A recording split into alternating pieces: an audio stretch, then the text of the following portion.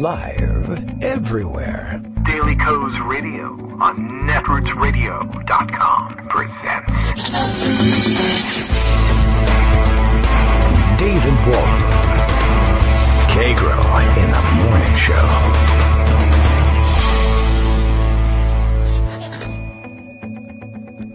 Now, here's David Waldman. Hey, good morning, everybody. How you doing? Tuesday, September 19th, 2017. Time for yet another show. These things keep coming in rapid succession. So far, so good, though. Let's see.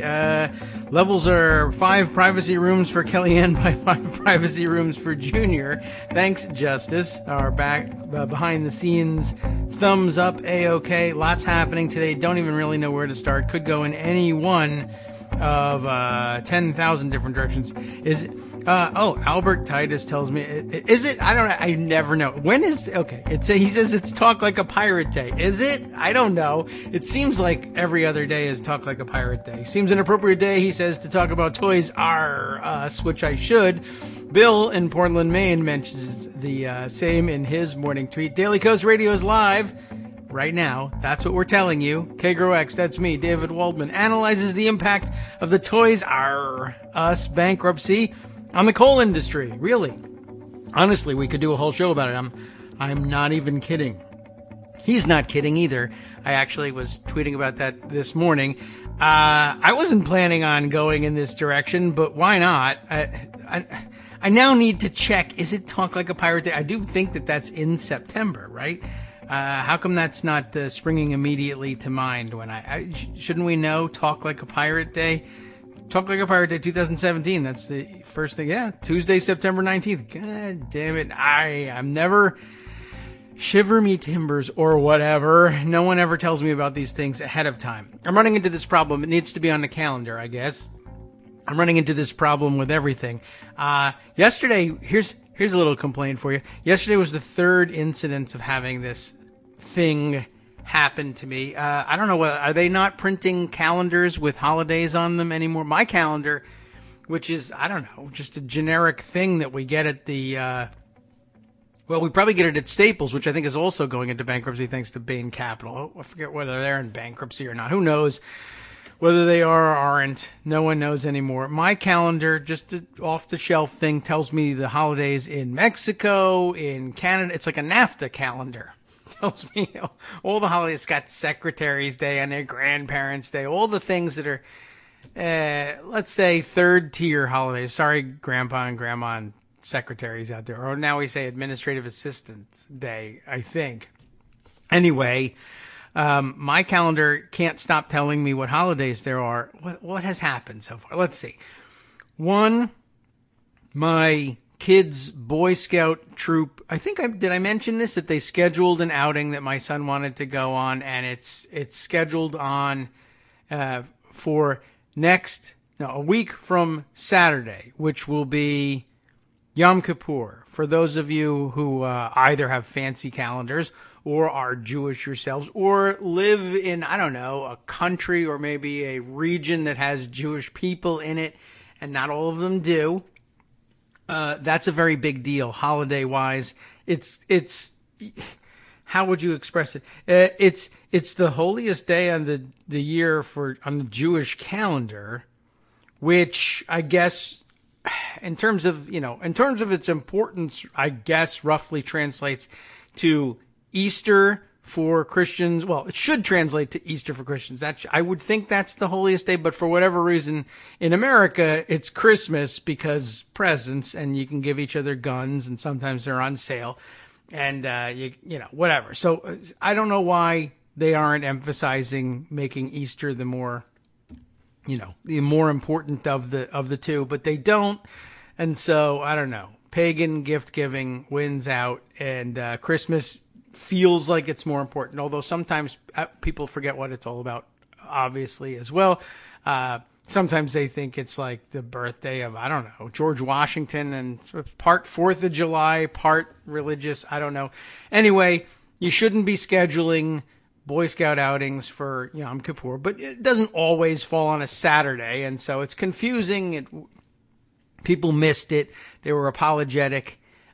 when they realized what the mistake was. And then, I don't know. Okay, so whatever. We can forgive these things. As it turns out, he didn't want to go on the outing in the end anyway, so it's not such a bad thing. He doesn't have to miss it, et cetera, et cetera. The other thing that came up in this context was my son, my older son, fortunate enough to have the good grades to be invited to apply, and I never remembered that this was the case, that you had to apply or do anything for the National Honor Society, which is very nice, something you want to do. And they're having an informational meeting of some sort before school in order to inform the kids about what they need to do in order to make this application and what they can expect from the process. The whole thing is, of course, scheduled for before school begins on Thursday, which is, of course, because you have a calendar, it's Rosh Hashanah, which is, I don't know whether I would necessarily call it the second most important date on the calendar. I don't know. Theologists could argue about whether or not it was. It's another biggie. These are the high holy days, for practitioners of the Jewish religion, and they're pretty important, and it would be days that ordinarily even a only passingly active practitioner of the religion would consider saying, all right, I really actually need to show up for services on this one. And in that respect, like Christmas and Easter, those are the days that people who have only a passing connection, perhaps, with their practice, their formalized practice of Christianity, might be expected to be most likely to show up in church. I guess you could draw the parallel that way with Judaism, and so those are the days you would show up. And up in New Jersey, growing up, where there was a pretty high concentration of Jewish residents, very often those were days off from school. In fact, the reason that they have a short work week in Congress this week is that they are likewise recognizing those holidays and taking off for them. Not so here, of course, in our school system. So if you want to be in the Honor Society, or at least you want to have a better understanding of what it takes to get into the Honor Society, you better not be a practicing Jew, because you're going to miss the whole thing. I'm sure that they'll give us some information when I call them and say, hey, this mistake has been made. They'll give us all the information that they were planning on giving us or explaining to us in this meeting, but whatever. The last incident of it, I mean, I guess I could hardly, I don't know, there's a little less blame to go around on this one. I don't know how much I should expect of these guys, but my younger son has got his Taekwondo program going on. They're having a belt test. They too have scheduled their next belt test for Saturday of Yom Kippur. And of course, even if you wanted to cheat a little bit and say, well, I'll go to services and then to my belt test, or vice versa. No, of course, they scheduled it at the same time. I don't know whether it's realistic necessarily to expect the private Korean-owned, obviously. Well, there's American-owned Taekwondo programs too, but it shouldn't surprise you that this one is Korean-American-owned. I don't know if it's on their calendars. I don't know if it's on their minds. It should be on public school minds, but it's not necessarily. So I don't know. So there's a lot we're going to be missing out on or trying to reschedule because of the upcoming Jewish holidays. What does that have to do with anything? I don't know. Oh, yes, right. It's Talk Like a Pirate Day, and I forgot, and I blame it on my calendar. So I give myself a pass, and I give everybody else a pass, too, for not knowing when holidays, real, imagined, fake, religious, otherwise, are coming up, unless you have a calendar that will tell you these things. Most people who rely on Facebook and the like probably did find out about Talk Like a Pirate Day, like Albert Titus did. You wake up and you get your news from your news feed, and everybody's talking like a pirate, and you recognize that's the case. So what else? How else can we talk like pirates? Well, my original idea for Talk Like a Pirate Day was to spend the day speaking like you were a private equity investor, because they are, after all, the biggest pirates going.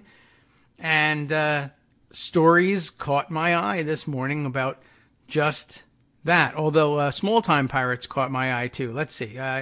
We'll start with the small-time ones. Here's an interesting one that I saw tweeted around this morning. Might as well know, but it's non-political, I think, unless this all stuff is being stolen by Russians, in which case that politicizes the whole thing. SparkFun has got learn.sparkfun.com. I don't know what SparkFun is. I don't know where they came from. I don't know if they're right, but here's a weird entry in the things that caught my attention this morning. Gas pump skimmers. You probably heard about this stuff that steals your credit card information when you go and buy gas at the pump with your credit card. And this particular alert, well, basically says that you can detect at least some of the latest iteration of these gas pump skimmers by checking to see whether there are Bluetooth devices available.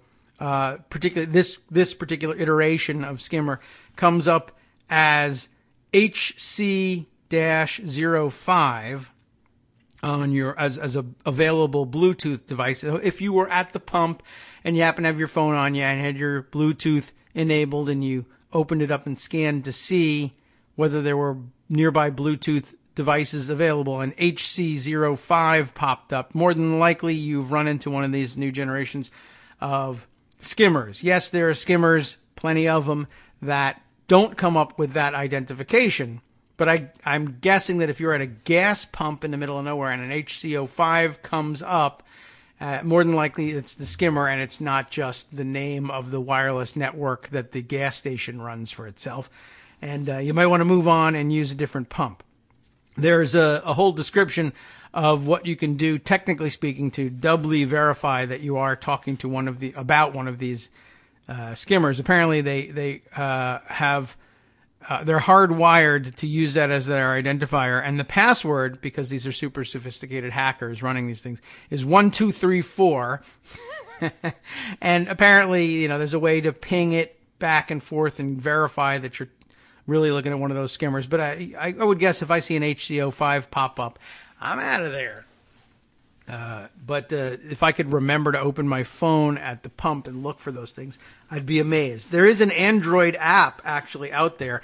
Of course, it's for Android and not for iPhone, but maybe they'll come out with one. They'll have mercy on the rest of us and give iPhone users a skimmer scanner. That would be helpful. There is, there are some linked helpful explanations about how gas pump skimmers actually work and are designed. I would recommend that you take a look at that. What I really thought was interesting about the article from a policy perspective was that they point out I'll just read from the article. These skimmers are most scary because there is no one being held responsible or tasked with prevention. If your credit card number is stolen, you simply contact the provider and they will usually refund any fraudulent charges and send you a new card. In turn, the credit card companies simply do a chargeback to the gas station, taking the money from the station and refunding it to the customer whose card has been stolen. The lost revenue, usually not large enough for the gas station owners to care about, but it is really annoying as the credit card owner has to deal with all the hassle. Gas stations rarely have alarms or indicators on the pumps, so it's unclear if they ever know that pumps have been opened. That's how one of these things gets installed. They actually just physically open the thing up and put the skimmer in there to intercept the credit card information and let it process through so that you don't notice that it's being stolen. You still get your gas. But all they do is they pop the front open. And I'm sure there's a lock mechanism on them. And very often you'll find, in some places where they verify the metering and all that, they sometimes put a seal over the thing so that no one can get in there undetected. But who checks that? Anyway, there's no alarms or anything like that, so the gas station might never know if the pump has been opened up, if someone has taken a razor and slit that seal to try and make it less noticeable rather than just tearing it off. They may remove the whole thing. And when was the last time you checked to see whether there was a verified seal from the state on the calibration of the gas pumps you were using, right? Well, there's certainly no alarm bells or anything like that on the pumps. And even if there were, who knows whether they could even hear them inside. They would have to be, hooked up to something that rings inside. Anyway, gas station owners rarely, if ever, know that something's been tampered with. The fuel pump manufacturers have no incentive to install any sort of digital or audible alarms on the pump because that costs extra money and no one's going to buy those pumps. So I think, a narrow margin biz there at the gas stations. Are you, the article continues, are you angry that your card has been stolen again? Contact your local congressperson or senator and ask them to pass legislation that fines gas stations $100 or whatever for every card that's discovered on a skimmer in one of their pumps. It's ultimately up to the gas stations and pump manufacturers to secure these things. But so far, no incentive for them to do so. There's a nice, actually right in the same article. You don't even have to, click any links. If you just keep scrolling down, you'll see how skimmers work and how they're designed and all that interesting stuff. So a little technology note for you this morning. Everybody's out to screw you. It's amazing. Don't trust anybody. I'm screwing you. I'm skimming your money right now. Okay, let's see. Michael Musson says, interesting, the gas flow meter is inspected regularly by the state, but ignoring any skimmers. They might ignore skimmers. If you're getting the amount of gasoline that the meter says you're getting, they might not have any interest in anything else. So I don't know. Maybe if they detect a skimmer, maybe they're not even trained to know what they look like. They look like electronic equipment. They're supposed to be in there. I don't know. Let's see. Mad Hatter, noting for us that phases of the moon are on the calendar for all you lunar religion freaks, I guess. That is helpful. That's true. They put everything else on the calendar, but not, major religions. Mine does have Muslim holidays on it too, by the way, which is helpful in that I can see that there are holidays technically out there, but it doesn't give me any of the cultural information like this is not a serious one or this is a super important one. I can't tell the difference, but I guess we can always, at least it gives you the heads up so you can check. Bill also says that he front paged Talk Like a Pirate Day at Daily Coast this morning, so he wins the big prize, the booty, if you will, and it depends on how big a prize you're talking about, I guess. If you're, how did we get to this big booty stuff? All right. Anyway, look, the point is he was on top of the game. He front paged it. I didn't get to see it. I'm busy moving the kids out in the morning. I'm having all kinds of problems rounding up good stories for you too. Here's a personal problem. My phone will not recognize my New York Times subscription.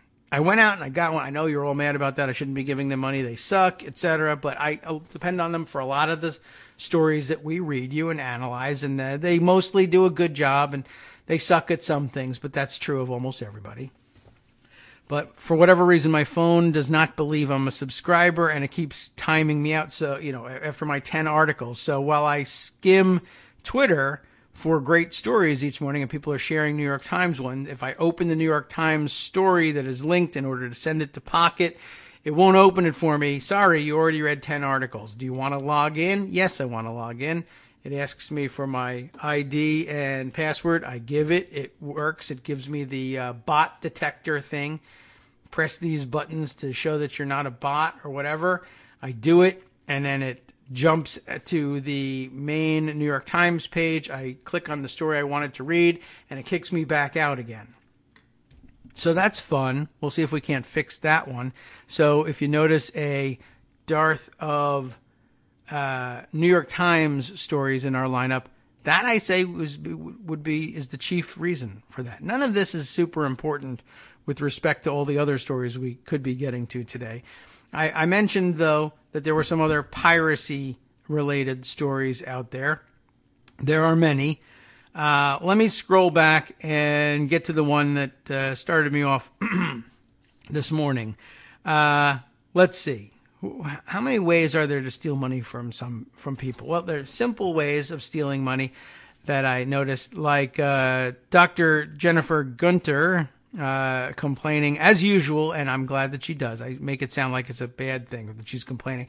She's a one-woman crusade against Gwyneth Paltrow and her Goop line of products and publications and all the weird new agey stuff that they like to sell people, some of which is just plain useless and some of which is actually possibly really medically dangerous to you, which I find interesting that they do it. I usually don't worry about it too much because rarely am I in the market, let's say, for a vaginal egg, a jade egg. This is a real product that they make, which I assume is a jade stone shaped into an egg of some size. It may be considerable. I don't know. And I'm not certain what it does. All I need to know is that it's a vaginal egg. And you can imagine what happens with one of those. It's an internal organ. So, it's got, you don't just sit it next to some vaginas and connect by Bluetooth. You know what I'm saying? I don't know what the idea is here, but I'm sure it's about aligning chakras, which may or may not be real things. I don't know. And the astral vibration of the jade, and it's supposed to have health-giving benefits, and I don't know what they are, and I probably won't find out. It doesn't concern me that much. Today's complaint, though, was once again she's calling out Gwyneth for it's just too much empowerment of women, Gwyneth, and I agree with Jennifer here. You're overdoing it by empowering women to buy your psychic vampire repellent. That's the name of it. Paper Crane Apothecary puts out this product, and they're selling it over at Goop, I guess. And it's gem-infused aromatherapy psychic vampire repellent. It's a protection mist, it says, a unique and complex blend of sonically tuned gem elixirs, including black tourmaline, ruby, lapis lazuli, onyx, and garnet, oils and rosemary, juniper and lavender, and Reiki-charged crystals. No garlic whatsoever, which would be unattractive as a spray, as an aromatherapy type spray, but it's not supposed to be attractive. It's a repellent. But not all of you are psychic vampires. And I'm not clear on whether it's a psychic vampire that we're worried about, like he's not drinking your blood, he's just draining your psychic energy, or whether you're repelling real physical vampires with psychic powers thanks to this spray, as opposed to like the analog vampire repellent, which is garlic or silver or mirrors or crucifixes, if that's your thing. I have no idea what that's supposed to be. I only know that someone's selling it, and someone's taking a vacation on the money they're making selling people psychic vampire repellent. Sad, shouldn't happen, preventable, like a lot of bad things in society. But on the other hand, I doubt very much that, like for instance, that they take, WIC cards and what SNAP benefits to cover the psychic vampire repellent. In other words, they're taking money from people who could probably afford to part with it and who are probably already taking vacations on your back somehow. But anyway, you shouldn't be selling this stuff. It's not nice. Don't take advantage of people. That's a good golden rule. That's just one of the many things that's wrong with everything this morning. The other was the Axios report, somewhat widely discussed on Twitter this morning. Toys R Us, filing for bankruptcy, I guess you could call it. Toys R Us said it filed for bankruptcy late last night. That's the time you do it. That's the best time for filing bankruptcy. No one's around. It's quiet. The latest victim of a debacle suffered by brick and mortar retailers in the age of Amazon. A lot of the discussion of this story online on Twitter this morning was about the idea that there would be lots and lots of pieces like this one, at least in the start, at Axios, that lays the blame for this at the feet of retailers like Amazon, taking away business share from brick and mortar businesses. And that's surely part of it. It's out there, yes. But others were emphasizing that there was probably more blame that should be laid at the feet of the private equity investors like Bain Capital, as it happens, and a couple other famous names that acquired the place and loaded it up with debt. It was the debt that killed it and pushed it into bankruptcy, they argue, more so than competition from online retailers. But it's an easier story. Online retailers, because we've all used them. If you've bought something from Amazon and avoided a trip to a brick and mortar store like Toys R Us, then you are at fault, I guess. But not really. Because more R's, as in Republicans, are probably at fault in this than just you, because you decided to buy that toy for your kid's friend's birthday party online instead of at Toys R Them. It's not us, you and I. It's the toys are really them. We should just get to that. Anyway, the company did not immediately address the fate of its 65,000 employees at its 1,700 stores, but the Wall Street Journal reported that at least some of the outlets would be closed and the format changed in others. The format is changed. That's it. Are you closing? No, we're changing formats. Well, can I see this format? No, the store won't be open at any point in the near future, ever again. That's basically what we're telling you. Okay. Well, that is a change in format. Speaking of a change in format, we have our first of 3 scheduled breaks for station identification coming up right now. I'll get back to this story and more piracy after we come back in just 2 minutes.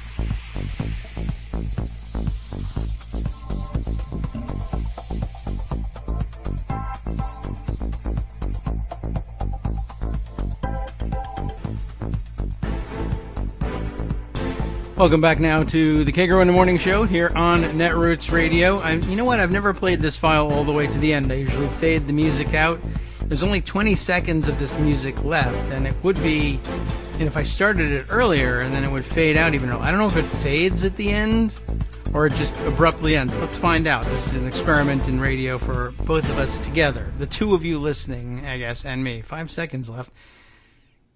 Yeah, I don't know. I mean, that just sort of goes away. Is that more disruptive than fading it? I don't know. It's certainly easier to do. I'll have to manipulate the file a little bit and standardize the time at which I begin playing it so that it can fade out appropriately. Okay. Well, let's see. Lots of comments came about about Gwyneth Paltrow and Goop and all that stuff. Let's see. Goop also recommends, Rebecca says that reminds me, yes, that's right, that you steam your vagina. I guess that's to help get the egg out. That might be.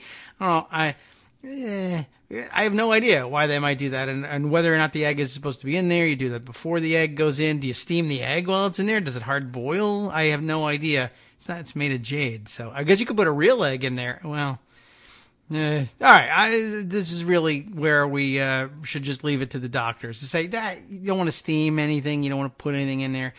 I would imagine it's a bad idea all around. I don't know what their argument was for the steaming, but I don't know. Who cares? Steaming anything.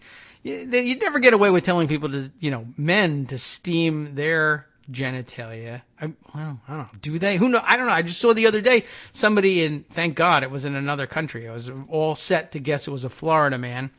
Got his penis stuck in a weight at, how do you do that? Right. It's like a barbell or one of the free weights that you would put on a big barbell. So it's got a hole in the middle.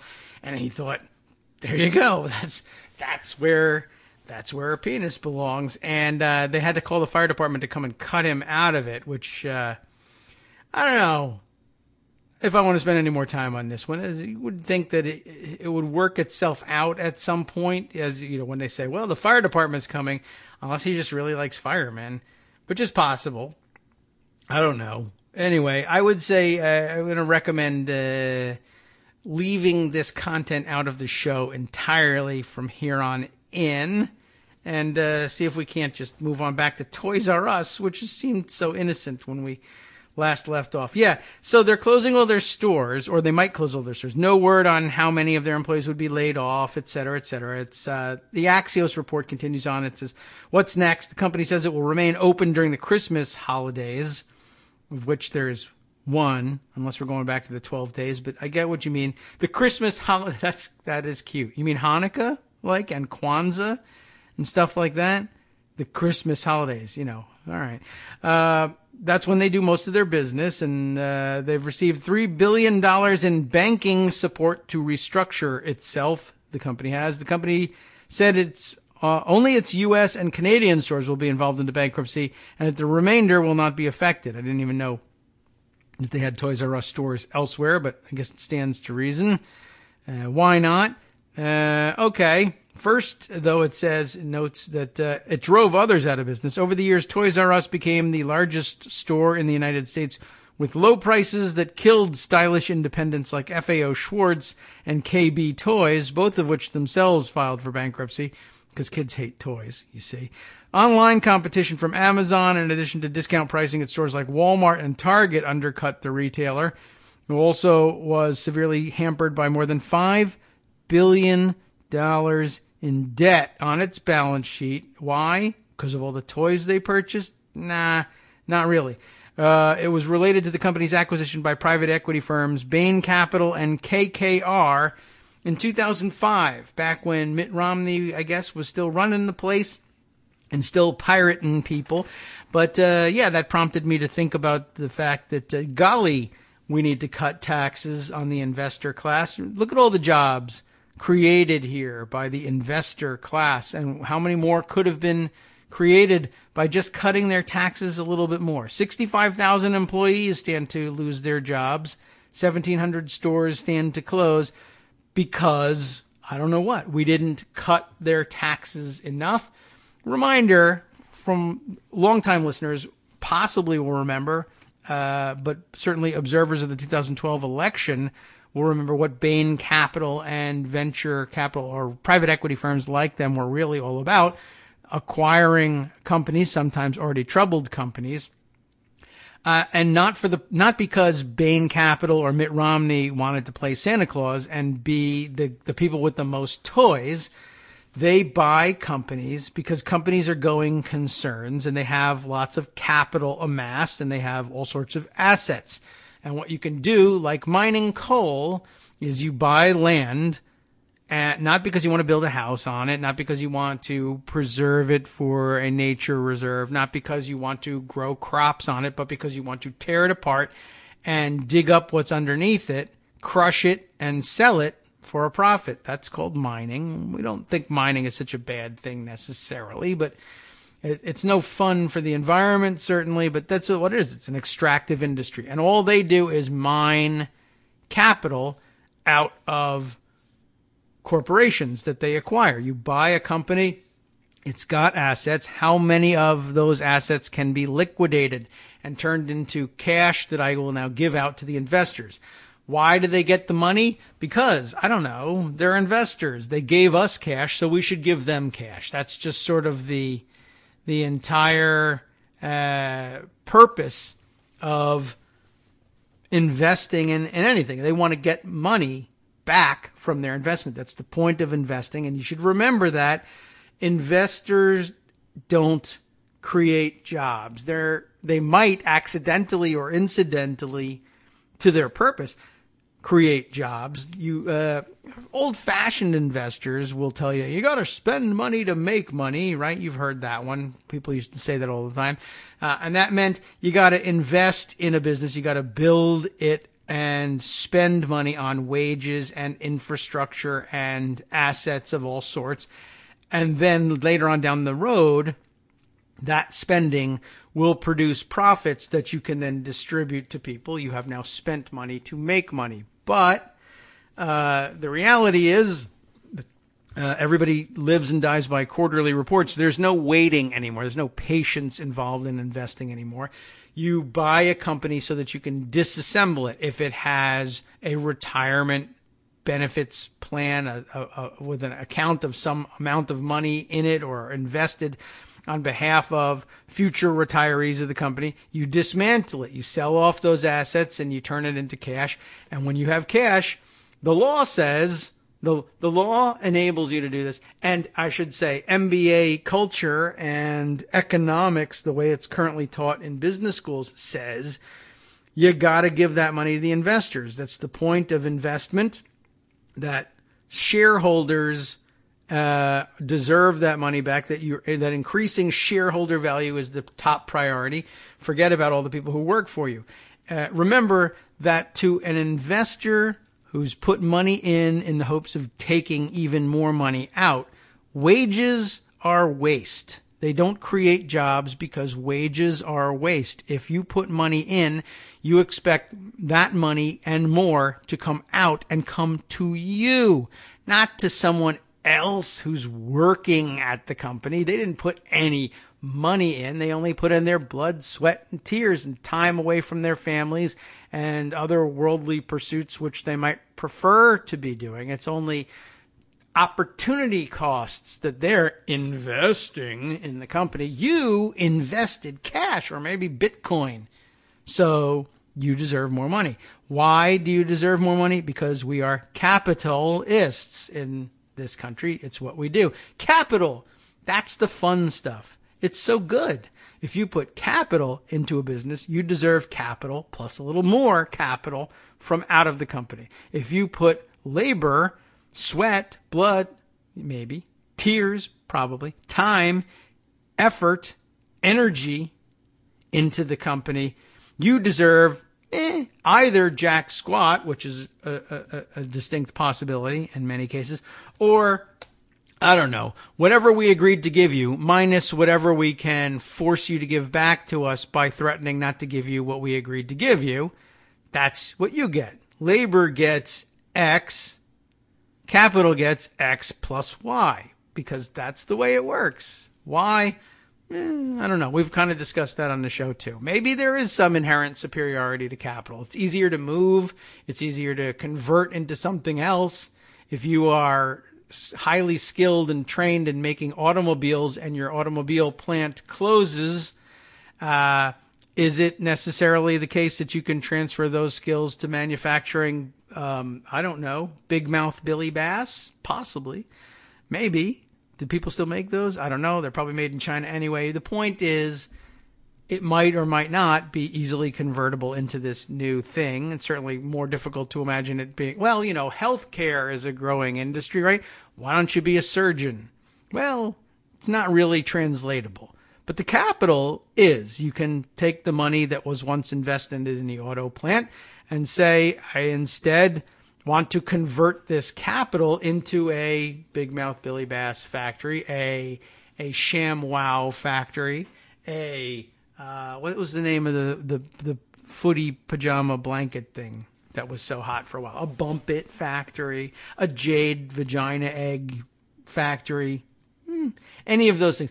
A Goop website, for that matter. It's easy to convert. And now that ease with which it can be converted into anything else you want, including a swimming pool for your own family and a vacation, a private jet, whatever, that's nice. Does it deserve additional reward? It seems to me that it is its own reward, but apparently we need to reward it even more. And I guess maybe that's to incentivize people from into spending it on putting money into the kinds of efforts that might actually possibly result somehow accidentally in a job being created for someone else, as opposed to another private jet, ivory back scratcher, swimming pool for your backyard, whatever. But that's how we do in this country, and it's not good, and we don't recognize it yet. So for whatever reason, there will probably be a lot less discussion about whether or not it's wise to not only allow but continue to overly incentivize people who already have plenty of money to put it into efforts to extract money from things that are kind of sort of working, even if they're not going gangbusters, and loading it up with so much debt that you, voila, poof, you're gone. The jobs are gone. And you can point to Amazon and say, it wasn't our loading you up with debt and stealing all your money, because we're pirates. Talk like a pirate day, once again. But rather technology that puts you out of business. You see, times are changing, Toys R Us employees. And there's just no more call for gigantic brick and mortar box retailer stores where you stand around in a standard issue uniform vest type thing and open up your warehouse to others and sell them the products that we've imported from overseas at low prices. Unless, of course, you're counting the world's largest retailer, which does exactly that, across the street. Well, that can't be it, right? So is it Amazon that's putting everybody out of business? I don't know. Maybe not. But $5 billion in debt loaded onto it by the people who buy it to save it, right? We're business geniuses. That's how we make our money over here at Bain. Why are you buying brick and mortar stores in an age where brick and mortar stores are going down the toilet all the time? Because we're business geniuses. We're going to turn it around. We're going to save it from bankruptcy and save those jobs, when in reality they are psychic vampires to those jobs. We ought to be spraying them with that stuff. Maybe if that works, we won't have all of our companies bought out by private equity firms that divide it up into small parts and give it out to the investors who are creating jobs. I don't know. That one's got me kind of annoyed out there, but it seems to be a pattern. They keep destroying everything they buy. That is weird. No one seems to notice at the moment, though. So anyway, I also did see something that flew by this morning that I took note of, didn't put aside, and now I can't find it tweet-wise. And it was a nice chart that once again illustrated, I didn't put it aside because it illustrated a point that we have been on, we've gone over it 100 times. The slide, the consistent slide, falling off a cliff really, of the share of profits that labor is able to take out of the productivity of American business. And I don't remember what the span of the chart was, but it illustrated basically over some number of decades how 60% of the profit and the money being generated by American productivity of any kind was going to the people who created that productivity with their hands, directly made that productivity, versus then we spent the last couple of decades redefining how productivity happens. And it became less and less about the hands of the people who did the things and more about the capital which bought the buildings in which people would use those hands and create that. And all of a sudden, we got to maximize shareholder value. More and more people learned that way, and it justified more and more extraction from the companies until at the end of this chart, it was somewhere down in the 35 to 40% range of the profits from productivity going to the people who handmade artisanally that productivity. And the rest of the money was going to the people who paid the rent on the buildings, etc., or whatever else that was that they did to administer these things. Sometimes they didn't even do that, but investors were taking the money out of this, and that was piratical in its own right. But if anybody saw that chart, maybe you could pick it up and retweet it my way so that we can include it. But it won't tell you anything you didn't already know. It will just put some specific numbers on these things. Anyway, I just thought that was an interesting way to get into a subject I did not know that we were going to enter into today. But it being Talk Like a Pirate Day, I guess we ought to do that. So I don't know. So the whole thing struck me as odd that 65,000 Toys R Us jobs were now at risk because of all the money we agreed to give to people to create jobs by investing in places like this. And now they were making off with all the money. And if you do think because there is some validity to it, that it is Amazon or the changing nature of technology, and people just aren't going to brick and mortar stores anymore, and they're ordering online, or they're buying everything they need at mega super Walmart centers and things like that. It's just a change in the culture. I'm sorry, Toys R Us jobs are just not coming back.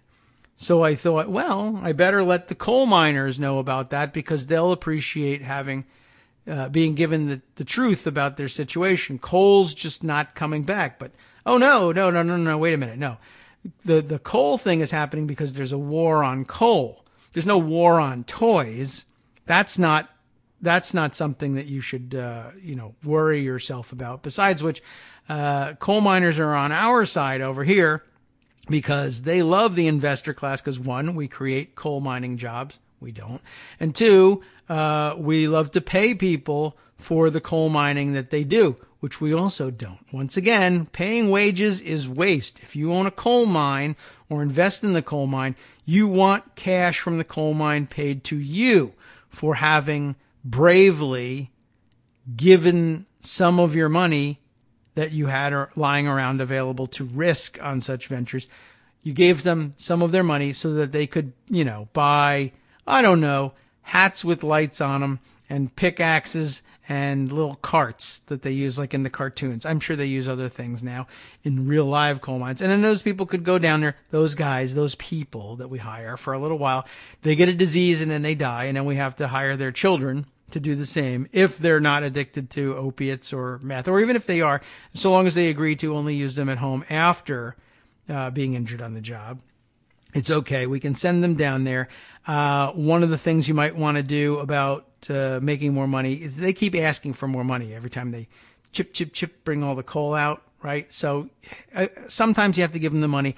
One of the ways to make that money back as an investor is to take down that expensive alarm system that you're paying X amount per month for, or don't even put it in there. Really, honestly, how much does it cost if gas escapes into the mine and either suffocates or blows up your miners? The answer is, why are you even trying to calculate it? I'm creating more jobs. Every time I kill a coal miner, that's another job that's available at no net loss to me. This is fantastic. You're creating jobs. It's a cycle that feeds on itself. And these people keep procreating and having more children. That means more miners. If it was difficult to get miners, that would be one thing. We could get them in from overseas possibly, and but that would make them immigrants. But there are certain kind of immigrants we're okay with, like ones we hide underground and kill very quickly. That would probably go over huge with Republicans. It might even work for a while, but it's a highly exploitative industry. Capitalism is what I'm saying. It's getting a little radical in here. Phew, I have to turn down the temperature. Okay, what other things can we discuss?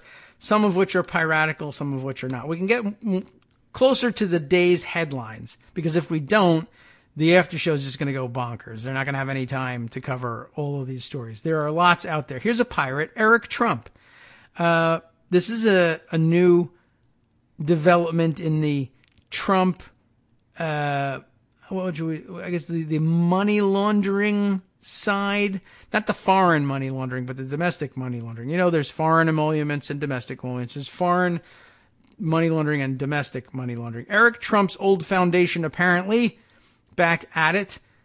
Forbes has this story. We'll see if they let us into the site at this point. We got to click through a couple of things to let the businessmen who know what they're doing know that we want to read their story. Eric Trump's old foundation apparently held secret event at Trump-owned golf club.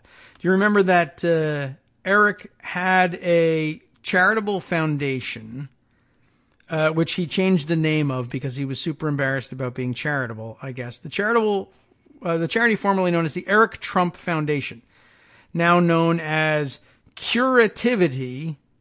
They do some good work. The charity itself is a good idea. They funded St. Jude Children's Research Hospitals. Those are good things. We like those. The problem with them was that Dad got involved and turned it into a self-dealing operation. That's money laundering of a sort. by saying he had a good thing going. They would do a charity golf tournament, and people pay money to join and play in the charitable golf tournaments. And, some of the money gets spent on running the charitable golf tournament. The rest of it goes to the charity that helps St. Jude's Children's Hospitals. Good thing, right? One of the things a charity golf tournament has to do, of course, is procure the use of a golf course for its golf tournament. And then sometimes they buy some prizes and some food and things like that. There's overhead.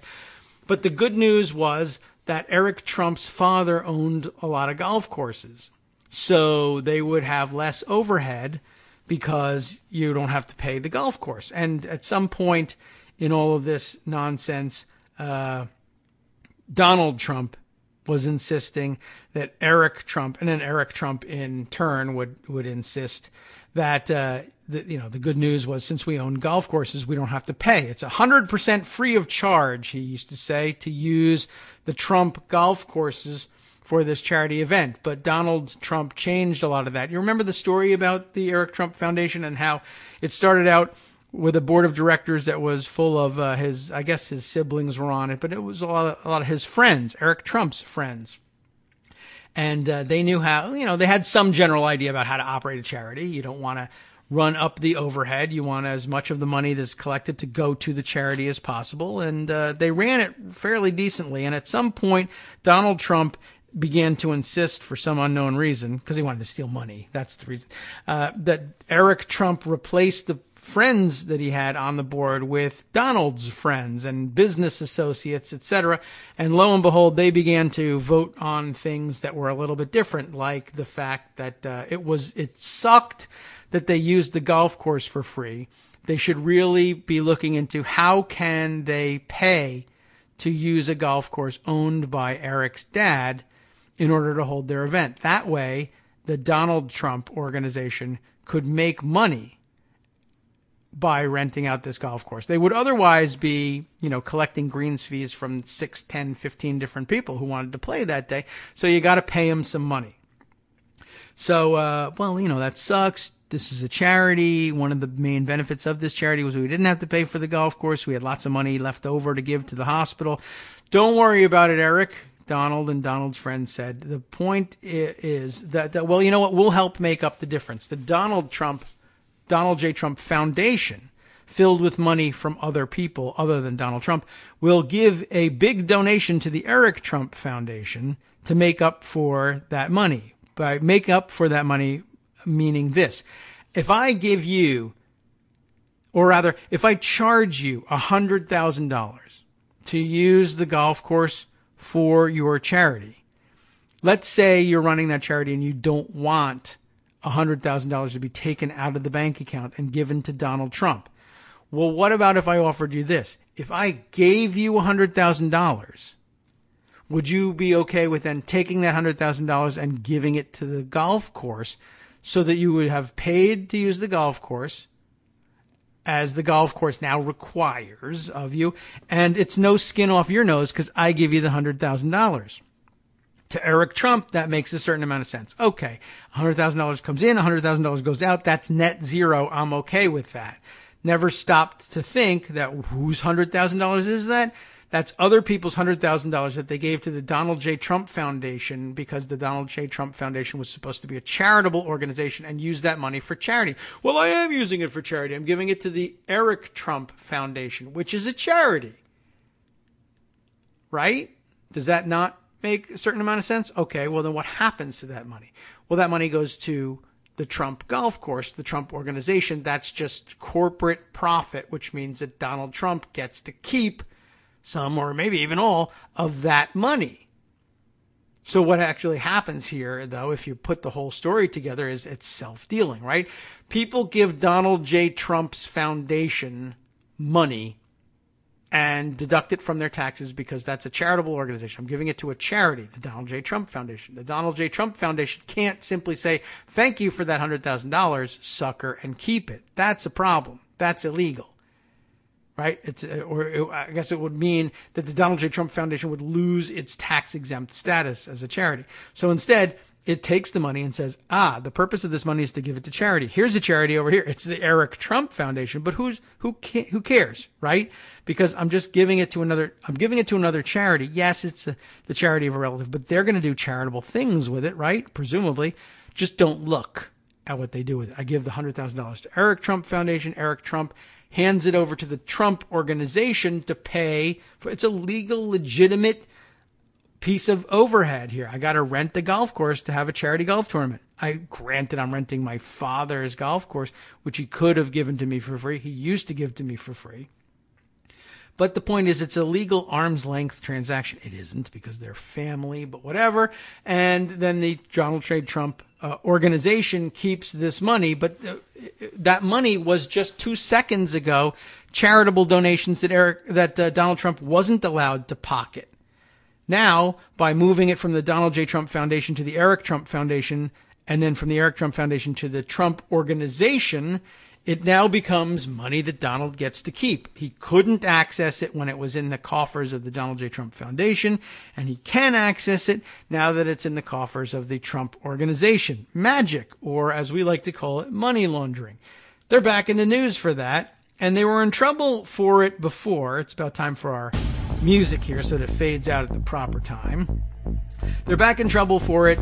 This was something that apparently both the Donald J. Trump Foundation and the Eric Trump Foundation were under review by the New York Attorney General, and they weren't supposed to be doing any more of this activity. But I'll tell you what they were doing after this break.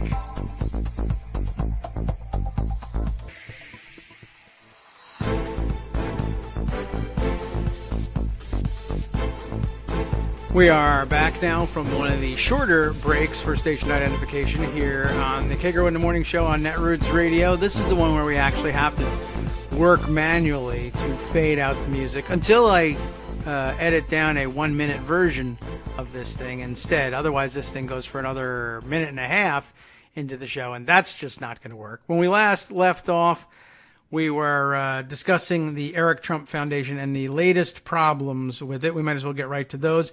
The New York Attorney General was investigating both the Eric Trump Foundation and the Donald J. Trump Foundation, and I thought it had been left at, listen, it is not certain that you guys are going to be able to keep your charitable foundation status.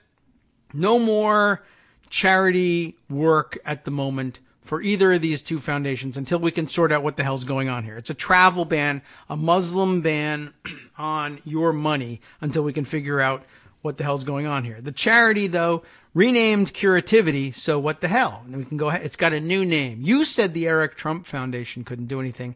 This is Curativity. Apparently that made sense to Eric because, I don't know.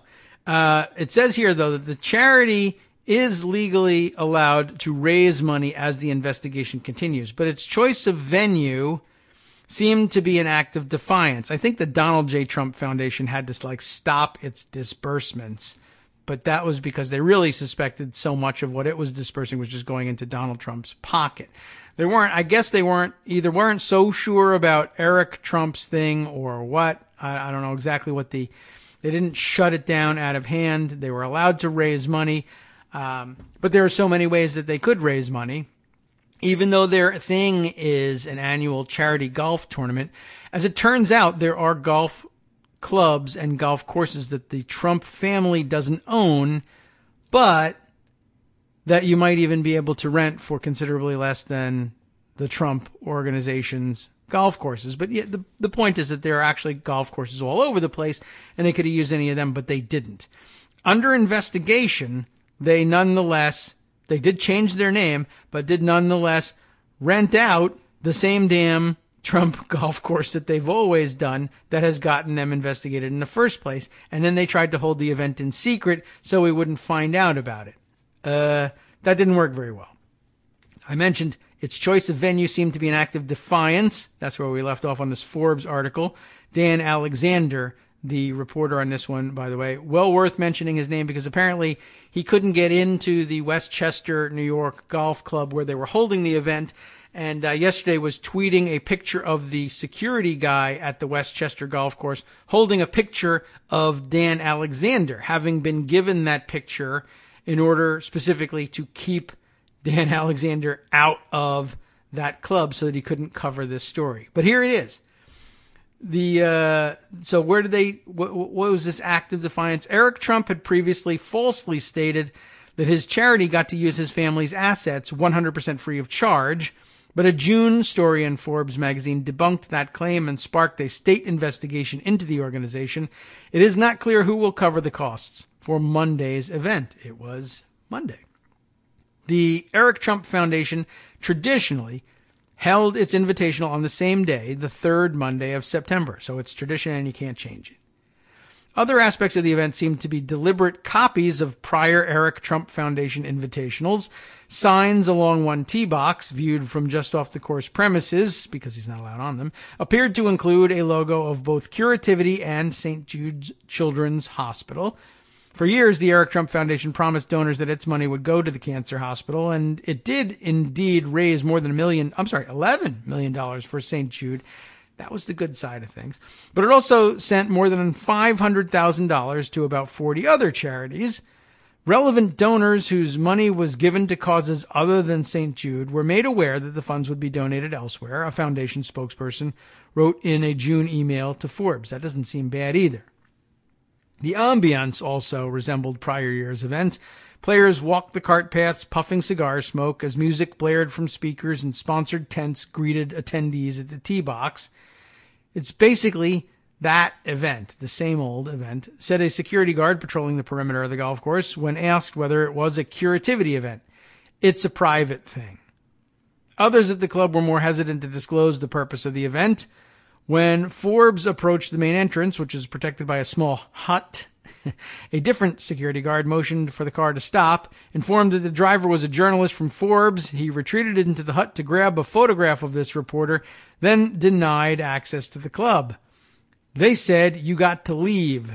The security guard said, "They'll all be looking. You have pictures all over town up here. If you try to park and go up there, they'll be tackling you," he added with a friendly chuckle. Forbes did approach the golf course from one of its sides. When asked about the purpose of the event he was attending, one golf cart passenger responded, "Private event, bud. I have no idea. It's private, and I have no idea what it is." When pressed as to why he was there, the attendee responded, "Just hanging out," before adding, "Private private event. Hide behind that a lot. And it's legit, though. A few images of the event spilled out onto social media. An Instagram user named Gabrielle Agnel, who appears to work for a local sound company, posted 2 photos at the Trump Golf Club. The second one included the caption, #EventDay, #corporate_AV, and #Curativity. Lots of hashtags. Another Instagram user, Eddie Guerra, who describes himself as the marketing director for Gurkha Cigars, posted 2 stories tagged to the Trump course on Monday morning. Gurkha Cigars had previously sponsored the Eric Trump Foundation Golf Invitational. Second Instagram post showed a zoomed-in shot featuring a Gurkha logo alongside one of the tee boxes. A telecom company named ACN, which had also previously sponsored the Eric Trump Foundation tournament, displayed a sign with a logo on another part of the course, which was visible from just off the club property. Eric Trump and spokespeople for the Eric Trump Foundation did not respond to requests for comment. The person answering the phone at Trump National Golf Club did not answer questions about whether the club was hosting a Curativity event, but said that the general manager, Brian Lynch, would call back. He did not. End of story. It's not a huge scandal or anything, but it's once again, even the New York Attorney General saying, listen, you got to be on the up and up here. You're under investigation. Under investigation, they still went back to the same tried and true formula. Why? Because that's how money moves in this family. They love to launder dough. So they do it, even when they're warned not to. Lots of things that they do, even though they're warned not to. For instance, let's go over to CNN. This was an exclusive last night, but by now everybody's got this story, and we could probably pick up even more details. But last night, the exclusive that Evan Perez and, Shimon Prokupich, I'm guessing, and Pamela Brown jointly reported for CNN. Listen, they're going to play it for you. Wow. You know what? There's no way for me to... this is an interesting problem I'm having. You heard that even though it's not being played on the computer that's actually broadcasting the show right now. It's on the laptop, which used to broadcast the show. But since we installed Wiretap on, or not Wiretap, but Loopback, you remember the infamous Loopback that's on both the computer, the Mac Mini running the show, and the laptop that used to run the show, there's like no volume control left on this thing. So you gotta like mute that tab in Firefox to stop the speakers from blasting it out loud enough that the microphone picks it up. I used to be able to just turn down the volume on the thing, but Loopback hijacked that like a month ago, and it's not giving it back. Anyway, the exclusive reported yesterday was that the U.S. government wiretapped former Trump campaign chairman Paul Manafort. That's what everybody was talking about. And it's true, they did it. And now the Trump guys are out there saying vindication, which is amazing. Like, why would that be vindication? Because, of course, remember when Trump said they wiretapped Trump Tower, Obama did, in order to try to politically screw me over. Now, of course, that part isn't true, but I guess it's possible now that you could say, although we always conceded that this was the case, even at the time when Trump was being upbraided by much of the mainstream traditional media for saying without basis that Trump Tower had been wiretapped. We were saying, oh, it's entirely likely that there are wiretaps, and many of them, in Trump Tower, but that's because Trump Tower is filled with foreign agents and gangsters who are the rightful targets of legal wiretaps ordered by judges and magistrates all over the place, both under FISA warrants because of all the foreign agents involved, and under, I'm sure, ongoing RICO investigations because of all the mobsters who are living in Trump Tower. Trump Tower is I almost went completely off the rails here, is an effing sewer. I'm telling you, it's full of criminal activity. I promise you. Crack it open like a nut. Nothing will... arrest people at random, basically, in Trump Tower. You'll find something, even if it's only tax evasion, in every apartment. But that's not what we're here to talk about. We're here to talk about Paul Manafort. U.S. investigators wiretapped former Trump campaign chairman Paul Manafort under secret court orders before and after the election, amazingly. Sources tell CNN an extraordinary step involving a high-ranking campaign official now at the center of the Russia meddling probe. Is that it? If you stop there, you'll come away susceptible to the Donald Trump claim that, see, they were wiretapping me to try to steal my campaign secrets in order to beat me at the polls. Not what was happening. Manafort was under investigation because he was essentially an unregistered foreign agent for years prior to his management of Trump's campaign, and remained so even after his management of Trump's campaign. Secret court orders? Secret, yes, because FISA. Court orders, yes, because you have to actually come before a court and say, we have sufficient evidence available to prove that it's very likely that some sort of national security crime could be happening here, and we have to check it out.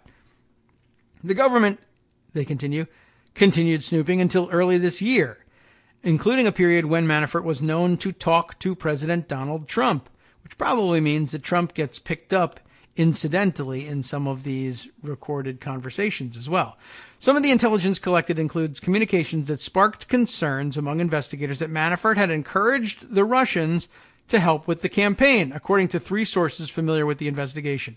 2 of these sources, however, cautioned that the evidence is not conclusive, though you should probably consider it in light of the fact that when Russians finally actually physically showed up at Trump Tower to make their case about helping the Trump campaign, Manafort was on the scene, taking notes, apparently, amazingly enough. Special Counsel Robert Mueller's team, which is leading the investigation into Russia's involvement in the election, has been provided details of these communications. A secret order authorized by the court that handles the Foreign Intelligence Surveillance Act, or FISA, began after Manafort became the subject of an FBI investigation that began in 2014.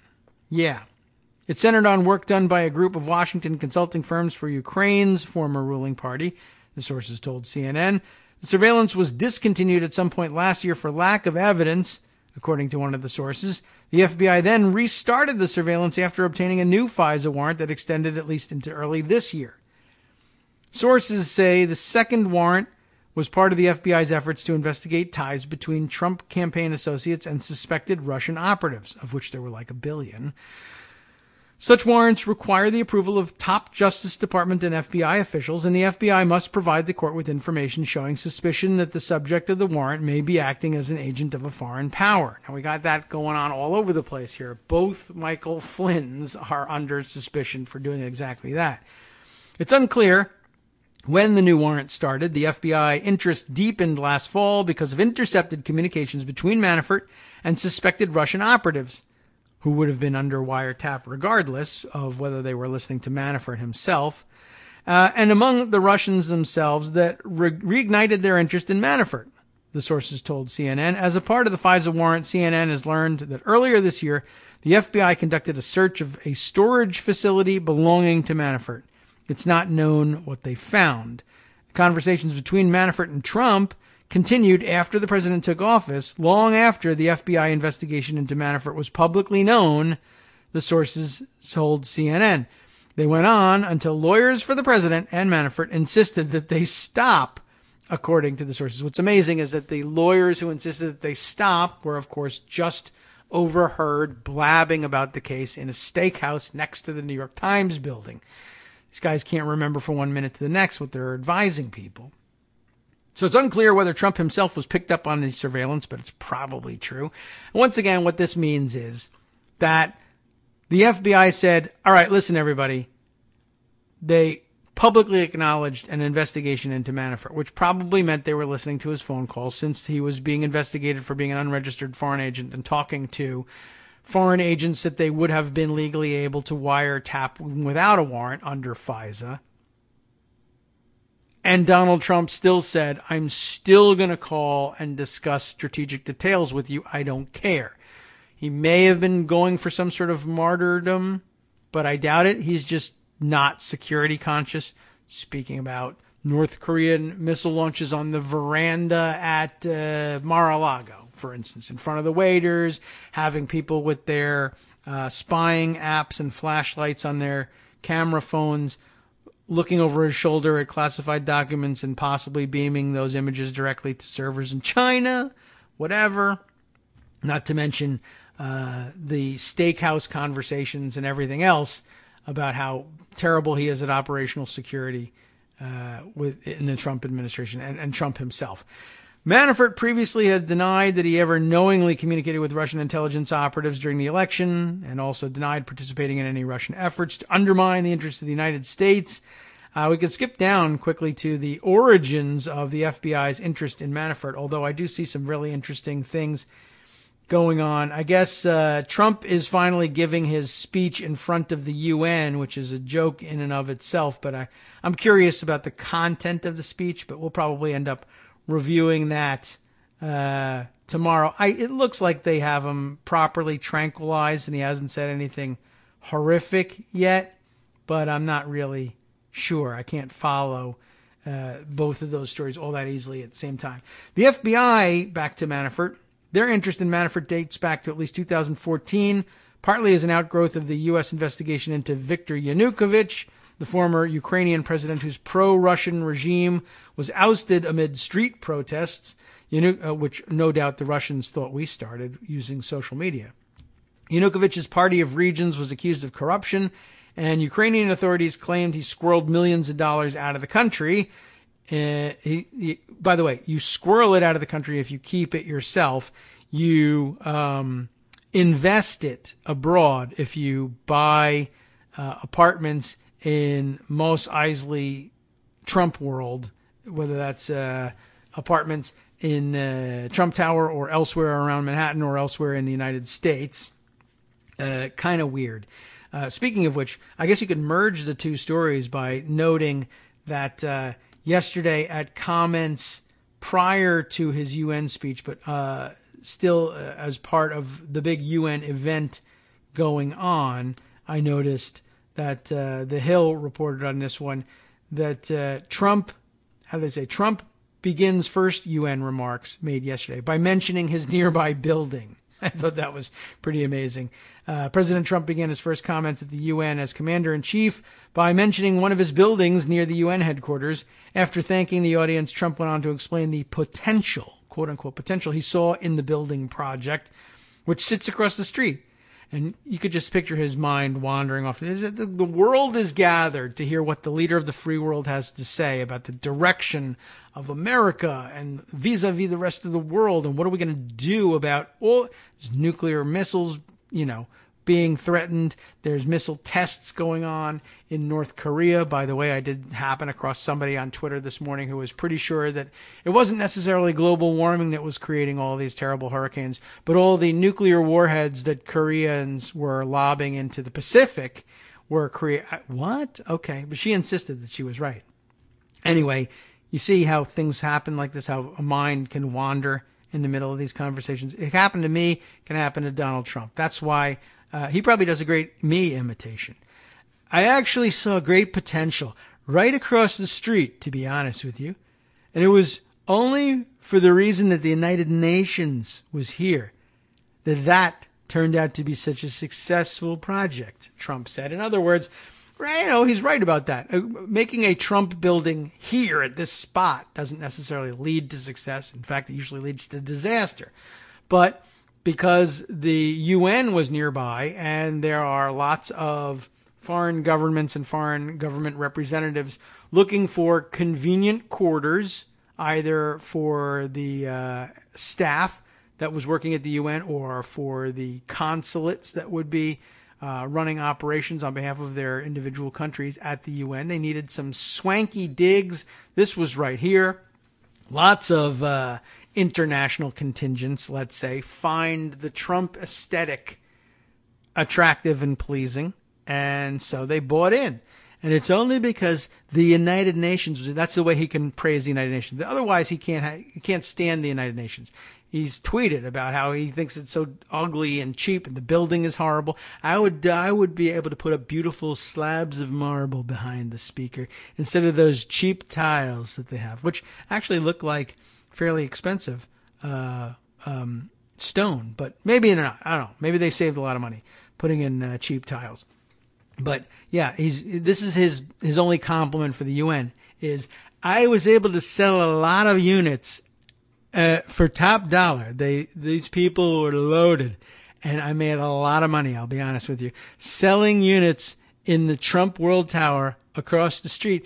This would not have happened unless a large collection of lovers of ticky-tack schlock had been concentrated here by the international community. And I thank you for doing that, because otherwise on the American market, this piece of crap, who knows how long it would have taken to sell out. But because I was able to sell it to governments, which don't care at all about how much money they spend. We all know this, right? We all know that.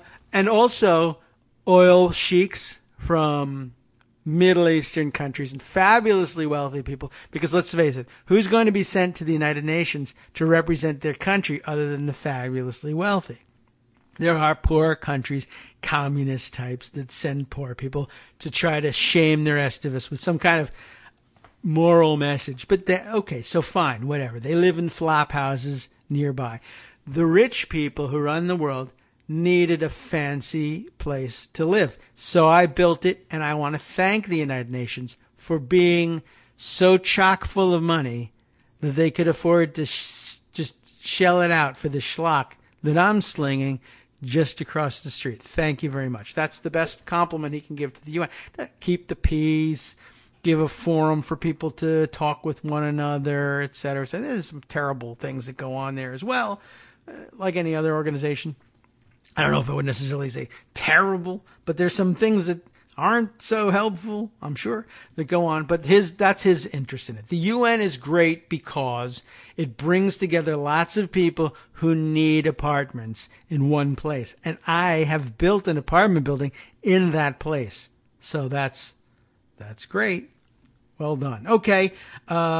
I had just I went off to this one so I could do a Trump imitation, but I left behind the CNN story about the wiretapping of Manafort. But I do feel like we knew all of this already.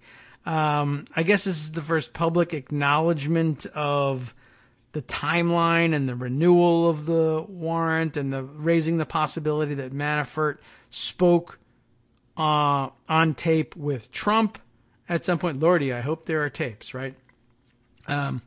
So I don't know if we learned anything else new from the CNN story, but I'm sure there are a lot more things that we probably ought to add to this, and we'll have to wait and see how the CNN appearance goes and whether he insults anybody in any particular manner, and check in on that all again. Let's see. There's a number of other interesting stories to bring up. Let me just skim through. Yes. Right.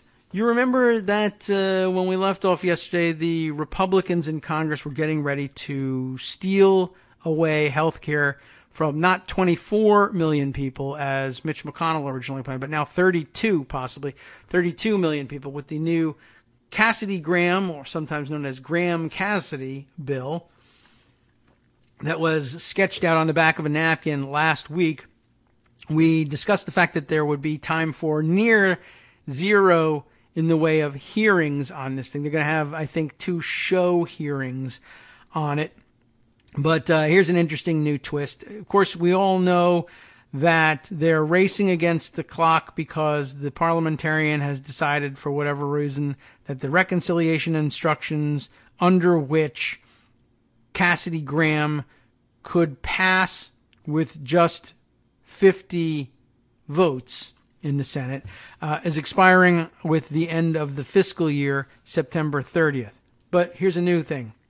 Dylan Scott was tweeting in the middle of the day yesterday. A few lobbyists now have pointed out that there is only 90 seconds of debate time left for Cassidy-Graham. I don't think I have seen, I'm sure it's been clarified in print articles, long-form print articles by now. I didn't put one aside. I should try and grab one to see if I can confirm what they're talking about here. But it appears that because they're bringing Cassidy-Graham or Graham-Cassidy under reconciliation, what we have here is this situation. As you know, reconciliation is favored for the passage of this bill by Republicans because it is protected from filibuster.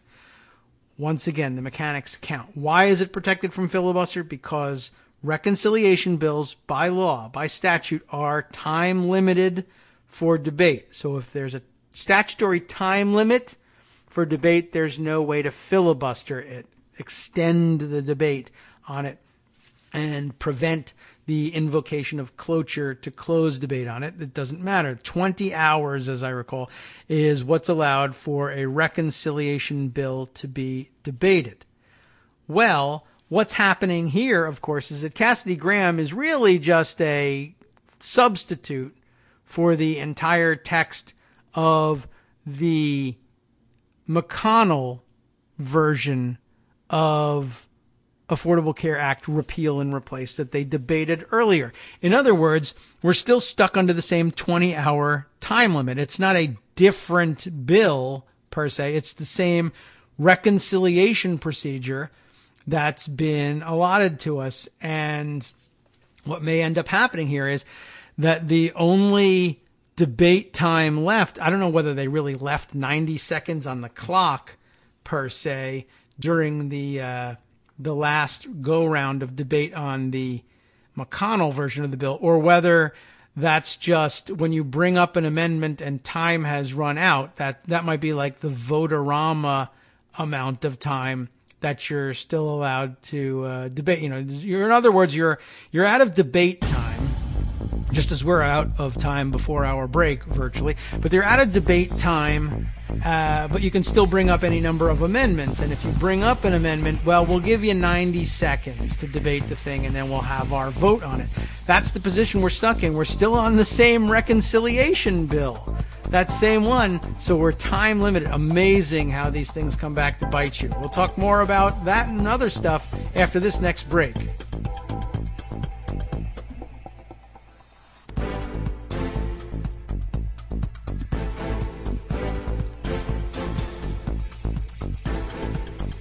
Welcome back once again to the Kagro in the Morning Show here on Netroots Radio. We'll just let this music sort of play out, although maybe I'll lower it a little bit. Oh, I think I actually accidentally raised it on that. Anyway, I mentioned to you that, oh no, look at that. It played itself out.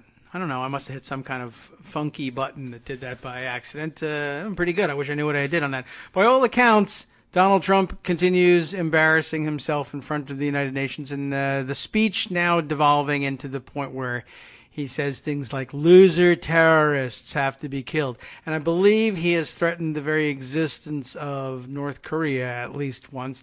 And, yeah, oh, look at this. Judd Legum says, Trump called Kim Jong-un Rocket Man in the speech to the United Nations. A real-life thing that actually happened in front of all of us, except not me. I wasn't watching, but sort of vicariously I'm watching. This was really rather amazing to watch this develop in real time. But I guess, I don't know, I thought they were going to tranquilize him a little bit better, and maybe he got to the end of his prepared remarks and is riffing a little bit. I don't know. We'll have to find out what was in the prepared remarks versus what he's doing. But he did mention that if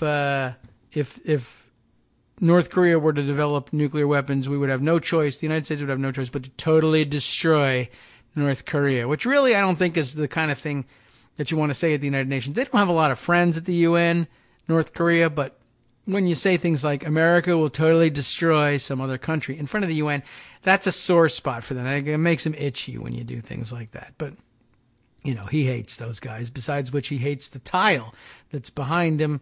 And that's probably making him irritable. I wish it was pink or gold, perhaps. He loves gold things, yes, gold paint. But when it comes to marble, pink is his thing. Likes pink. Well, at least Ivana did. Maybe that's why there's so much pink marble in Trump Tower's lobby. All right, let's see. Is this real? Justice just sent me this thing. I saw David Corn tweet it. White House just sent out a press release announcing a new Department of Strategic Nicknames, and I don't know. It must be a joke about like Rocket Man and everything, but you can't tell. I don't know. Maybe they really did. I got no idea. But it certainly seems like something. I was gonna say it seems like something they would do, but I don't know that it really is. I don't know. He also misspelled White House. David Corn was working very quickly on this one. Two I's in White House. There is no I in White House. Yes, there is. There are two of them. I don't know. Anyway, strategic nickname. So man, they do need a better one than Rocket Man, right? I think that probably, by the way, Kim Jong-un probably likes that as nicknames go. I don't think he'd be insulted by that one. So let's see. More disturbing and piratical behavior out there. Where to go next? I'll put this one on record.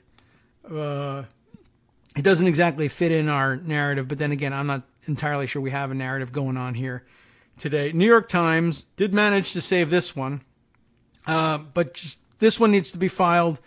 It probably can fit elsewhere too. And maybe it is even piratical behavior, but file under Fox News is a sex cult, as the rest of Trump world and the alt-right are. But this one bearing directly on Fox News. Fox News guest says rape allegation blacklisted her. That's a good way to get kicked off of Fox. Prosecute the Fox hosts who rape you. Emily Steele has this story. The guest in question is Scotty Nell Hughes, who as I recall, was like something of a rabid Trump mouthpiece during the campaign. Not that, the two are related and that people ought to be raping Trump supporters. Clearly not the case, but she was, it's bizarre. And it's going to come up in any court case, I'm sure, about these allegations. And it's not going to end up looking good. And it shouldn't impact, but I don't know. There's so many sides to this. If this is the person I'm thinking of, this is highly disturbing for a reason other than the fact that the allegation is one of rape, which is highly disturbing all by itself. Fox News, which for more than a year has dealt with the fallout from an embarrassing sexual harassment scandal, like 19 of them, by the way, was sued on Monday by the political commentator Scotty Nell Hughes, who claimed that she had been raped by the longtime anchor Charles Payne, about whom I know nothing. I have never heard of this guy, but he's an anchor, and was then retaliated against by the network after she came forward with her allegation. Mr. Payne, the host of Making Money on Fox Business, no idea, returned to the air this month after the network suspended him in July, pending an investigation into his conduct. I guess they're done now. Upon his return, the network said that it had completed the investigation, which began after Ms. Hughes took her allegations to the network in late June. Mr. Payne's lawyer, Jonathan N. Halpern, said in a statement on Monday that his client vehemently denies any wrongdoing and will defend himself vigorously against this baseless complaint. We're confident that when the evidence is presented in this case, Mr. Payne will be fully vindicated and these outrageous accusations against him will be confirmed as completely false. That's a great sentence, by the way. You might want to work on that one. In her lawsuit, Ms. Hughes said that Mr. Payne had pressured his way into her hotel room in July 2013 and coerced her to have sexual intercourse with him, even though she had refused his advances by telling him no and stop. Well, those are the elements. According to the suit, Ms. Hughes was shocked and ashamed and did not immediately report the episode. Understandable. She said that over the next 2 years, she was forced to engage in a sexual relationship with Mr. Payne. In exchange, she said she received career opportunities, including increased appearances on Fox News and Fox Business, and the promise that Mr. Payne would help her land a contributor contract, a job that can pay several $100,000 a year. Ms. Hughes never became a paid contributor at either channel. I don't even know what to say. That's disturbing also, but the rape is the bigger story.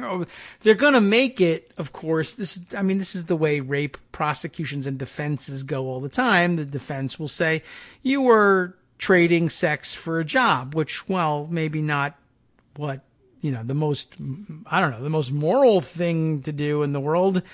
Doesn't that make it not rape? If you were if you were engaged in a sexual relationship in which you had no particular emotional interest, but you were doing so in the hopes that you would raise your professional profile, you can do that, and he can do that with you, even though it's but it's not real. Of course, it's sexual harassment at minimum, because of course he holds leverage over you. It's not like you can do that. You could make that decision to enter into that situation and say, you know what?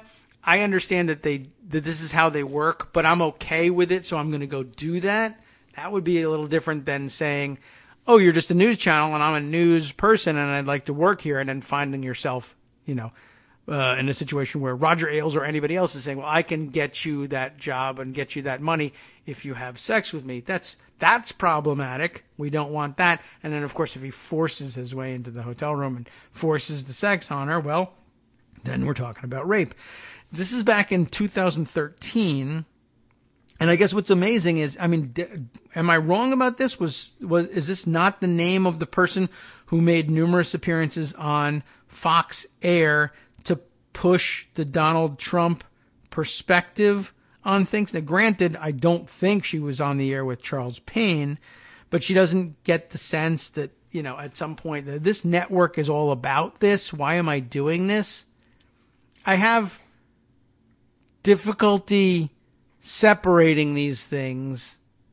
Luckily, we have a court system, which I'm very much in favor of, that is all about separating such things and can deal with the rape allegations as rape allegations and leave the rest of it largely out of it, or at least those will be the instructions.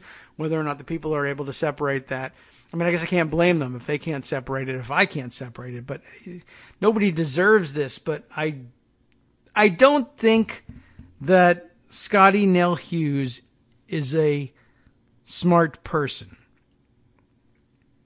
about maybe anything, but you can't rape her. There you go. Bottom line, that's all I can tell you about that. But I don't think she has handled any of this well, and I hope that with respect to the rape allegations, that doesn't get in the way of proving that lots of people at Fox News are criminal sex cultists and are doing terrible things and getting away with it regularly. And it might even be their chief motivation for entering into the business, not delivering news and commentary. They just know that delivering news and commentary is something that gets done on TV. People that want to be on TV generally are attractive people and ambitious people. And I might be able to leverage that into a lifetime of weird or illicit sex, or maybe both, which would be great for people who like weird sex, as defined by me. Other people might think it was entirely normal. Then again, maybe not. But I think that's what Fox News was chiefly about. And like McDonald's just being an operation to pay the rent on the various real estate locations they own by selling enough hamburgers to raise that money, Fox News airs news so that they can generate the revenue it takes to maintain their sex club and try and keep it quiet on top of that, plus pay for a couple of private jets and swimming pools along the way. You got to be able to offer the sex objects enough money to keep them there too. So there's got to be revenue enough for all of that. I don't know what to make of this other than it certainly seems like there's a lot of this going on. Here's a picture of Charles Payne on the set of, I guess, his show. You know, I don't recognize the guy, but okay, there he is. You can take a look at the article. We'll include it in our roundup for the day. Hughes was a regular guest on Fox News and Fox Business from 2013 to 2016. She asserted that after she ended the relationship with Payne, the network blacklisted her.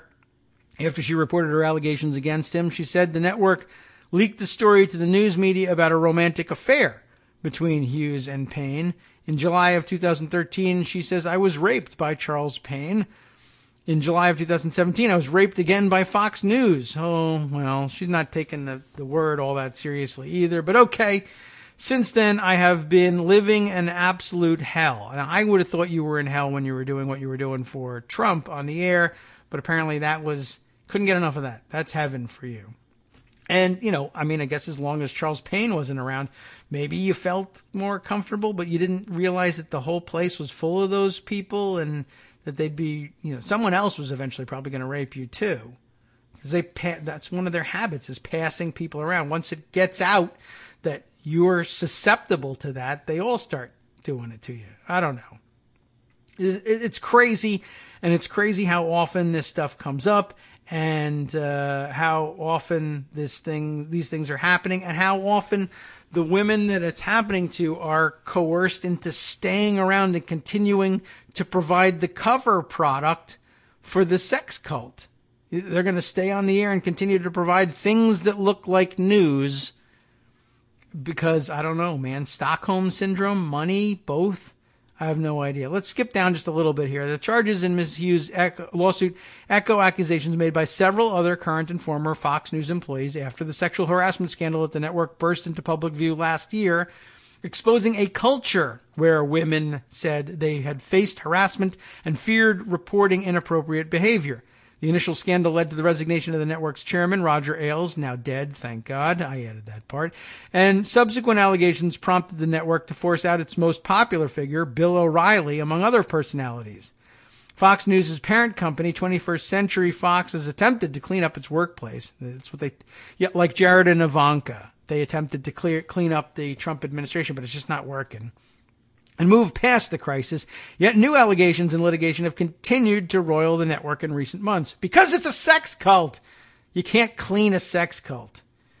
Ms. Hughes, 37, has been a familiar face on cable news in recent years. A vocal Trump supporter, she worked as a paid contributor at CNN during the 2016 presidential election. Her contract with CNN ended this past January. If it wasn't going to do so much harm to her case and possibly be an active defense to the lawsuit, I would say that maybe Scotty Nell Hughes is either a glutton for punishment or doesn't know what she's doing, putting herself in these situations. A Trump supporter that seeks a continuing contract at Fox News is like, unfortunately, this reduces to, she was asking for it, did you see what she was wearing? I can't say this comfortably, but mamas, don't let your babies grow up to be Fox News commentators or Trump supporters. I don't know what to tell you.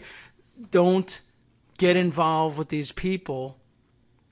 But then sometimes people are misled, or they enter into this thing as damaged mentally in the first place, and they think this is what sex is, because this is what I've always gotten from the people that for whatever reason I find myself running with now.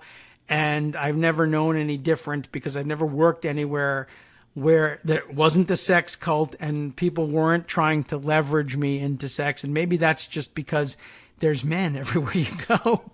I don't know. I mean, how else do you explain it?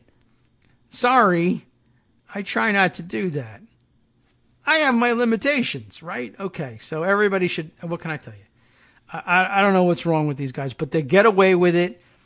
And so they continue it, all right? And if to the extent that sex is a natural drive and everybody wants to have as much of it as they can possibly feel like they can get away with, if they live a lifestyle where they actually can get away with it, I assume they're going to continue doing it. That's why people build sex cults. They want to have a safe space in their mind where they think they can continue to get away with it. If you're just walking down the street grabbing women, generally speaking, that's going to get you in trouble unless you're extraordinarily rich. Maybe money is a sex cult too, isn't it? Why not?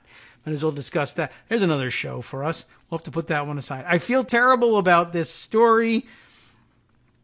I feel bad for this woman because here's what I can do. I can find sympathy for her by saying I really think she was doomed from the start and fell that easily into Fox News and Trump world because she had been abused for some time. That's my best guess. I really don't know what to make of this thing. I don't know how this case is going to come out.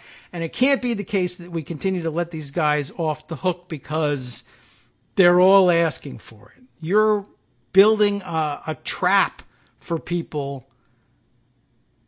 that they'll fall into and that you can say they were asking for it, that you can't continue to profit from that.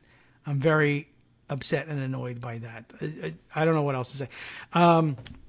Two more stories, I guess, that we'll try and cram in before closing things out and handing things over to the guys on the after show today.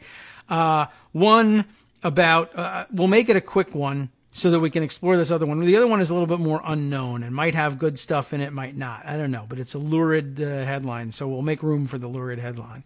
But first, more MBA culture and the occasional win against it, I guess. AEI, which is not usually a reliable source for anything, has this one here. I thought this was interesting anyway. Mark Perry, about whom I know nothing, but occasionally AEI has some people that are admirably middle of the road occasionally. Here's a story. Warren Buffett wins $1 million bet. That's good. I mean, he wins $1 million bets all the time, but this is an actual bet made a decade ago that the S&P 500 stock index would outperform hedge funds. It's just a little lesson for us in piracy and where and how people steal money and who can tell that they're doing it. Warren Buffett can tell. Long story short in this one, at some point back in 2007, Warren Buffett challenged finance professionals in the hedge fund industry to accept a bet that Buffett described in his recent, in his 2016 letter to shareholders of Berkshire Hathaway. And here's the excerpt of it, that back in 2005, in Berkshire's annual report, he says, I argued that active investment management by professionals in aggregate would, over a period of years, underperform the returns achieved by rank amateurs who simply sat still. In other words, I will make it long story short. He bet that if you bought a random S&P 500 driven index fund and just sat on your money, you would, in the end, in the end, net, come out better than if you bought into a hedge fund. And part of the reason is that hedge fund managers don't necessarily know a goddamn thing about what they're doing. They just have suits and people trust them because look at how fancy that suit is. And two, this is the real part, hedge fund management fees. That's why do hedge funds make so much money? Hedge funds don't make so much money. Hedge fund managers make lots of money. And when they make lots of money, investors think, look how much money you made. You must know something. And it's not that they invest wisely. It's that they extract to the extreme. Hedge fund managers take much more in fees out of their investors than regular rank amateurs like perhaps you and one day maybe me, investing in stuff. I don't understand this thing. Give me the S&P 500 index fund. It earns a couple % a year. I'll take it. What ended up happening was he got somebody to take the bet. And basically the bet was you can pick your top 5 hedge funds, any 5 you want, including funds you manage. And I'll pick one S&P 500 index fund, and we'll match them up against each other. Anyway, net, after the fees were extracted, the returns to investors they called the bet off after 9 years because they were getting crushed. But it looks like the 10-year thing is going to end up being about 7% annual return for the S&P 500 index fund versus net about 2% annual return from the hedge fund. The hedge fund manager made a considerable amount more than that, but hedge fund investors only got about 2% versus the 7% from that. That's just, I think we probably all would have guessed that secretly Warren Buffett was right about that, but it took an actual challenge like this in order to illustrate the things so clearly that, at least this one hedge fund manager was honorable enough to say, yeah, you know what? I lost and a year early. He said, I lost and it's over. I concede the bet. Very interesting. And just a great wrap up to the pirate theme for the day. Now, over to the lurid story that probably will edify us not at all, but titillate us to some extent. And that's important because after all, this show is a sex cult. The Guardian has a report by John Swain, just a day or two old here, headlined, Trump in Moscow. What happened at Miss Universe in 2013? That does sound lurid, doesn't it? Let's just take a quick peek at this and see if there's anything we want to mine out of it. Sitting in a makeshift studio overlooking the Moscow River on a crisp day in November 2013, Donald Trump pouted, stared down the lens of a television camera, and said something he would come to regret. Asked by an interviewer whether he had a relationship with Russian President Vladimir Putin, the brash New York businessman could not resist boasting, I do have a relationship with him, Trump said. Russia's strongman had done a very brilliant job, Trump told MSNBC's Thomas Roberts, for declaring that Putin had bested Barack Obama. He's done an amazing job. He's put himself really at the forefront of the world as a leader in a short period of time.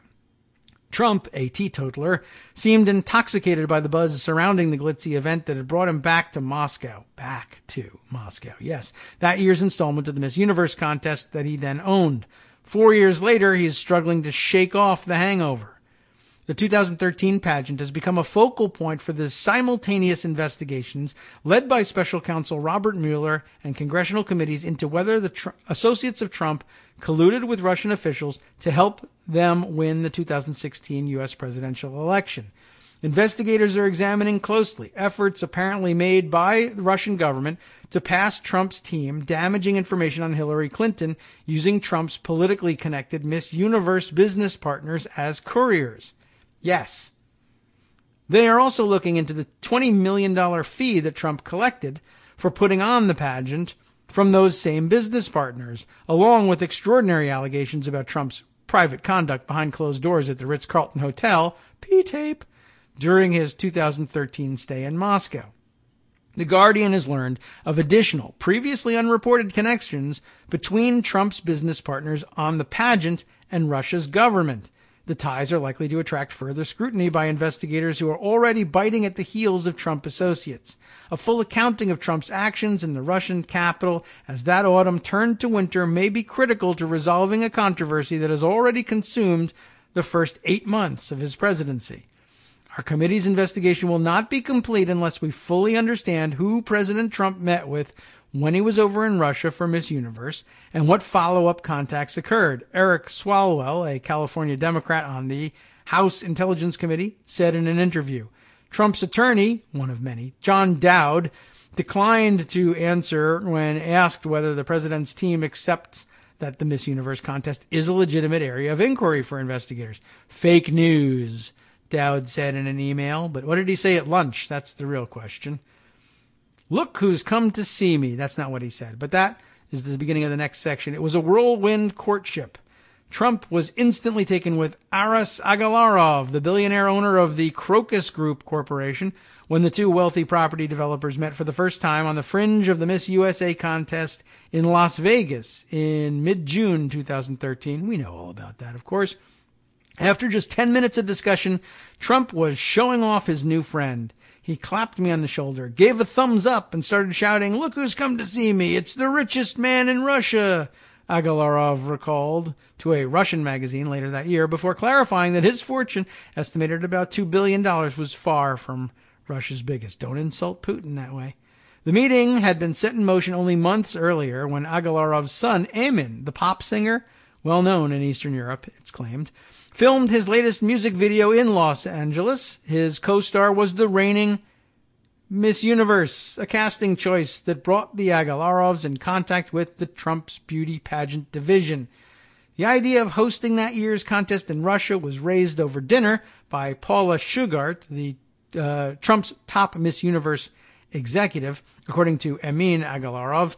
In a little notice interview published in July, Emin said the Trump organization seemed to be in need of the money that Moscow could offer. We have a lot of debts, he quoted Shugart as saying. Miss Universe denies that Shugart said this. In any case, the price tag of $20 million to be paid by Agalarov in return for Trump bringing the Miss Universe contest to Russia was quickly agreed upon. Several Democrats have raised concerns that the payment, like the billions in bank loans he secured to bring himself back from the brink in the early 1990s, may have left Trump indebted to foreign influences. Do we think so? Well, that's about all the time we'll really have to read from this article on today's show, but it's getting more and more interesting, and there's lots more left, and I may have to read it off the air and see if there's anything really super juicy, but you can actually read it for yourself and beat me to the punch. We can tweet about it all the rest of the day while we're complaining about the rest of the things that Trump does in front of the entirety of the world over at the UN. It is now time, however, to hand things over to the guys on the after show, batting cleanup, and I'm sure there's a lot of cleanup on aisle 6, 7, 8, 9, all the aisles that we can leave to them on this one. And of course, coming up next, let's see, this among other things, the Trump administration has removed taxpayer-funded climate data from the United States Geological Survey website. Great move, I'm sure. The Trump White House has suppressed a federal study from July showing refugees would contribute $63 billion to the economy over the next decade. And more than half of all American adults lack the basic knowledge to understand current events. That's thematic right there. What would you need to understand current events? Facts? Well, to hell with those. Let's suppress as many as we can. For the last half, they'll be visiting with Chris Reeves, a.k.a. Tom Servo 433, for a discussion on a small-town Kansas sheriff who quit over a town council-mandated traffic ticket campaign. And I'll tell you about more coming up after this. From Daily Kos Radio on netrootsradio.com. You have been listening to the Kagro in the Morning Show with David Waldman. It's a Kansas thing, the second half, because Chris Reeves will be there. Betsy DeVos gets an icy reception outside of a Kansas community college.